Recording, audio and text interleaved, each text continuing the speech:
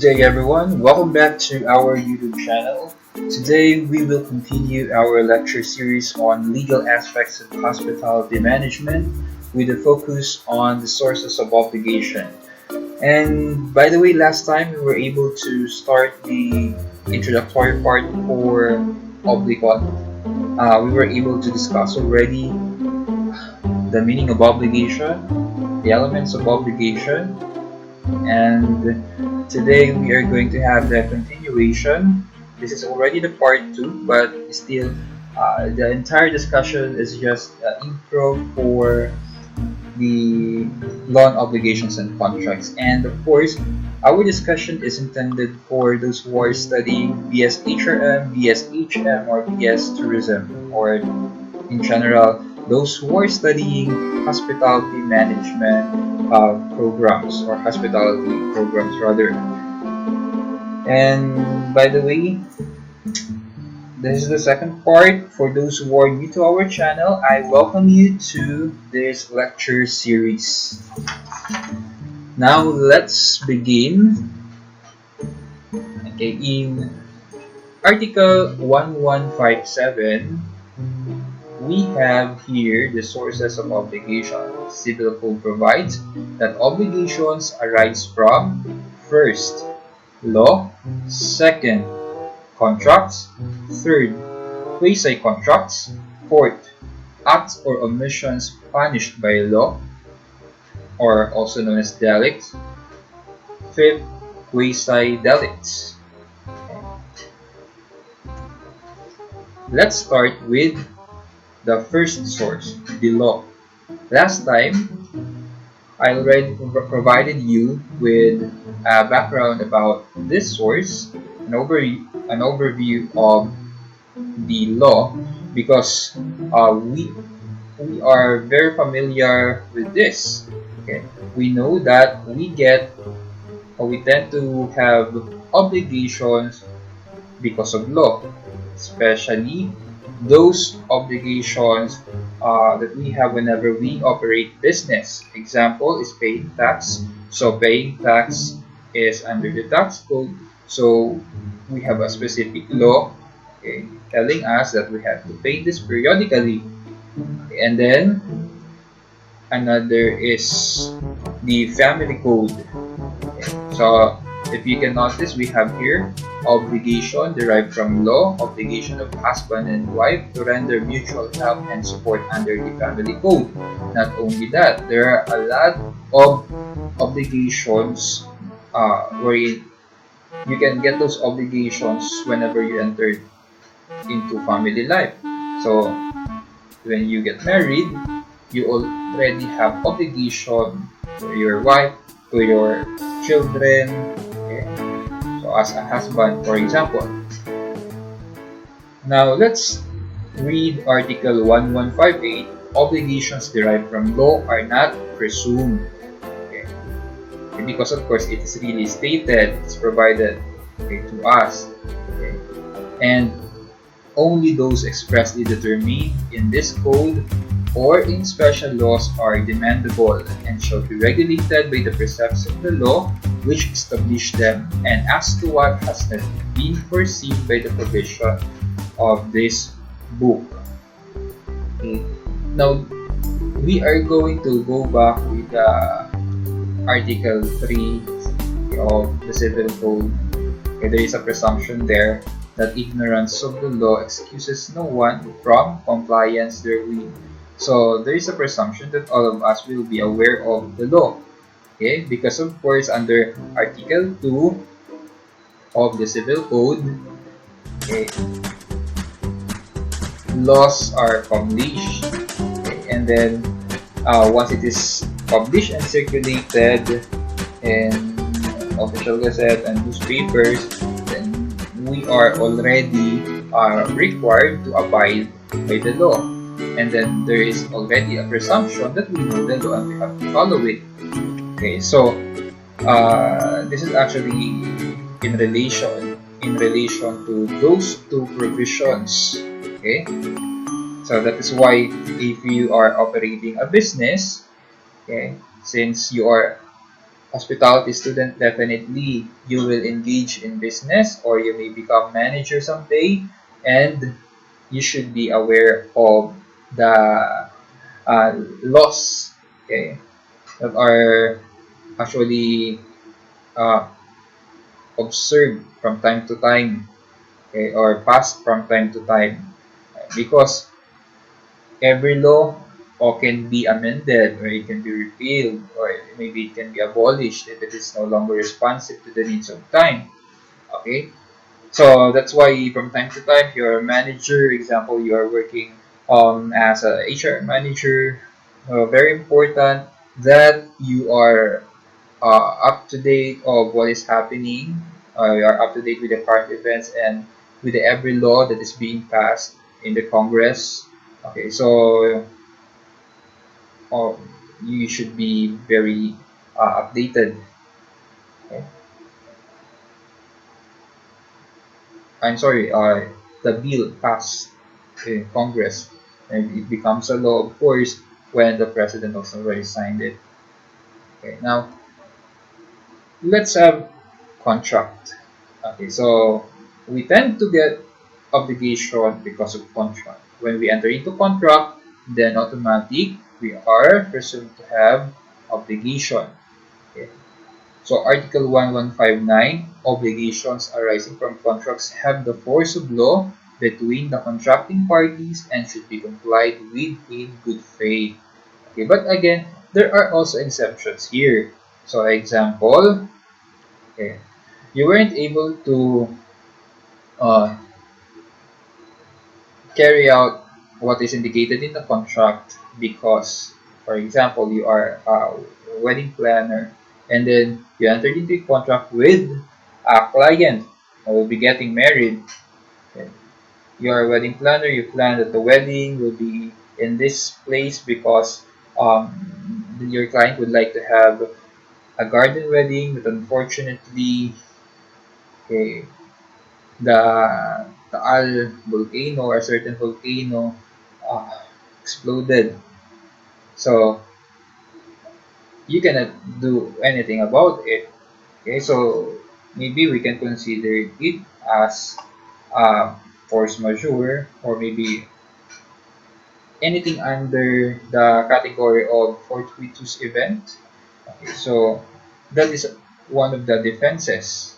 Okay, and many more. So there are also defenses. Okay. Now, contract. Okay. So some of the professors used to ask their students to recite or memorize the meaning of contract. Under Article 1305, take note, okay, we have the meaning of contract. Okay, it provides that it is a meeting of minds between two persons whereby one binds himself with respect to the other to give something or to render some service. Okay. So the very important one of the very important phrases here is the meeting of minds because of course we have to emphasize that there should be meeting of minds between two parties so that we can say that there is a contract. So each party should be able to give consent. Okay. Otherwise, there is no contract if there is no consent. Okay. Then, freedom of contract obligations arising from contracts can be enforced between contracting parties provided such contract is not contrary to the law. Although the contracting parties have the right to establish terms as may be convenient to them, this right is limited. For a contract to be valid, stipulations therein must not be contrary to law, morals, good customs, public order, or public policy. It's provided under Article 1306. Uh, there are different types of contracts that are considered um, voidable or unenforceable. Okay, and then there is really chance for a certain contract to be considered. Example, a defective contract because it failed to abide to what is provided under the law. So if you can notice, the law and then the contract it's very interrelated with each other because both are sources of obligation. But if you can notice, contract needs to abide by what is provided under the law. Otherwise, it will be considered void contract. Okay. Now, example, a contract should be lawful because if it is not lawful, it may be considered void. Okay. It will be if it will be against public morals, the good customs, public order, public policy. So if you can notice, these are the aspects that we are considering whenever we create laws also. So if you can remember our lecture in police power, so these are also the things that we are putting into consideration. Okay.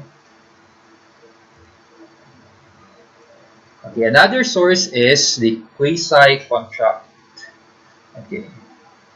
So, under Article 1160, obligations derived from quasi-contracts shall be subject to the provisions of Chapter 1, Title 17 of this book. Title 17 of Book 4 deals with extra contractual obligations. And then quasi-contract is the juridical relation that arises from certain lawful, voluntary, and unilateral acts to the end that no one shall be unjustly enriched or benefited at the expense of another. So, quasi-contract. So, in general, the principle that we would like to adhere here is the uh, we are against unjust enrichment. We believe that no one should be unjustly enriched. So that's why sometimes we tend to get obligation or we tend to have obligation because um, of accident, okay, or because of a certain incident or scenario, okay, wherein in return we are uh, paying for damage or we are returning something. Okay, so in quasi-contract, there is no meeting of minds between two persons, and it may be distinguished from a contract where there is mutual consent. So take note that in contract, there is meeting of the mind, but in quasi-contract, there is no meeting of mind actually, but there arises an obligation.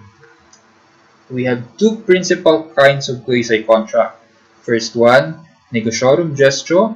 In this case, a person voluntarily takes charge of the agency or management of the business or property of another without any power or authority from the latter, as provided under Article 2144.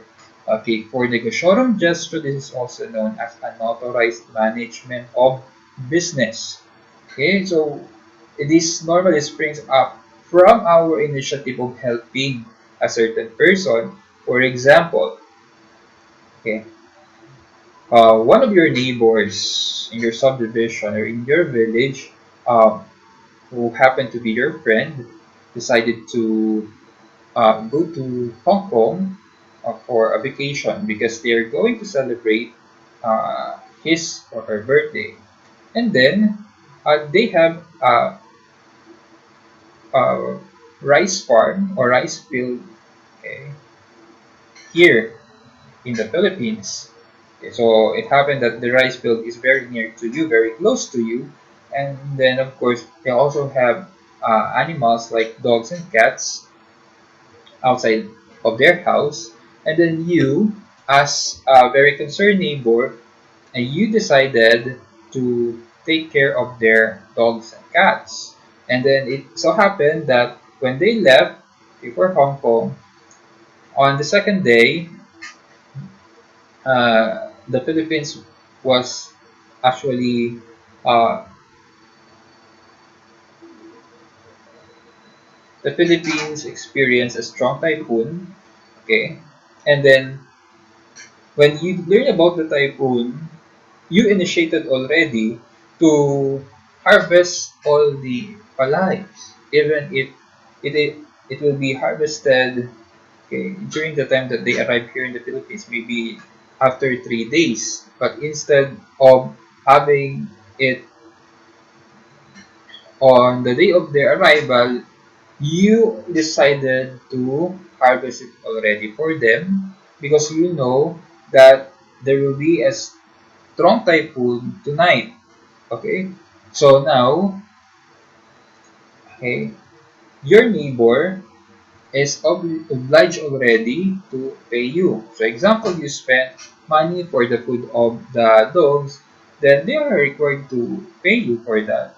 And of course, you incurred also expenses in harvesting the rice crops, then so that you'll be able to save some produce, then they are also obliged to pay you for that. Okay, so this is the concept of negotiating gesture. Next is for solution indemnity.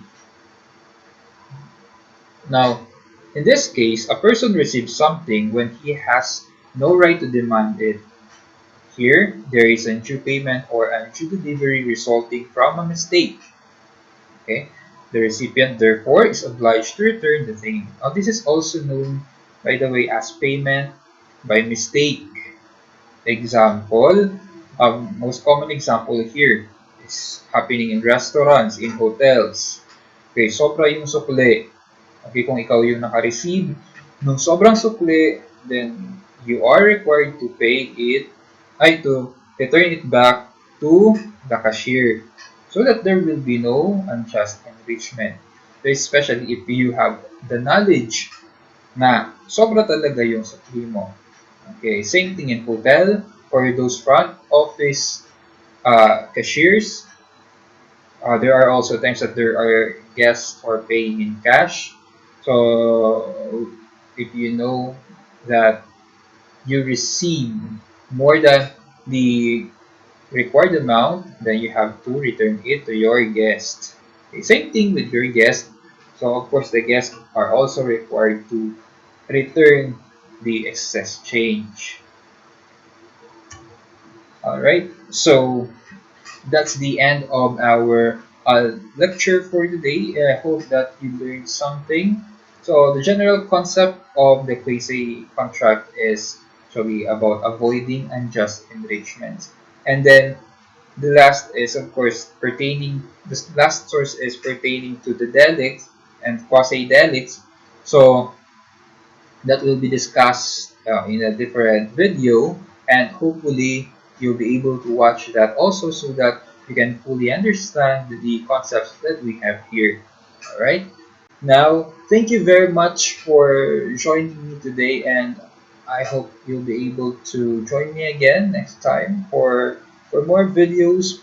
If you like my video today or the discussion today, please subscribe to my channel. Thank you very much.